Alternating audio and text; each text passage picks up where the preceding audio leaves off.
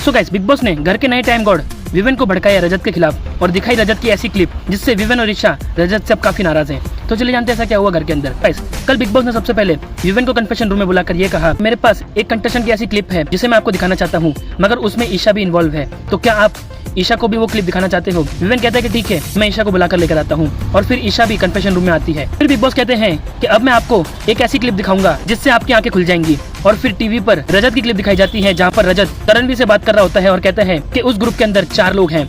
पहला तो वो कांडी है जो सिर्फ अविनाश के पीछे पीछे चल रहा है, यानी कि वो विवेन की बात कर रहा था। और फिर कहता है कि दूसरी एक लड़की है जिसका कोई मुद्दा नहीं होता और घर के अंदर भटकती रहती है, जो कि एलिस होती है। और तीसरी एक और लड़की है जो सिर्फ विवेन और अविनाश के साथ इसलिए घूम रही है ताकि वो घर के अंदर दिखाई दे सके, यानी कि ईशा। और फिर लास्ट में अविनाश की भी चुगली करता है। क्लिप में ये भी दिखाया जाता है जहाँ पर करणवीर ये कहता है कि उस ग्रुप के अंदर 2 लड़कियां हैं जो अविनाश को पागल बना रही हैं और उसका इस्तेमाल कर रही हैं।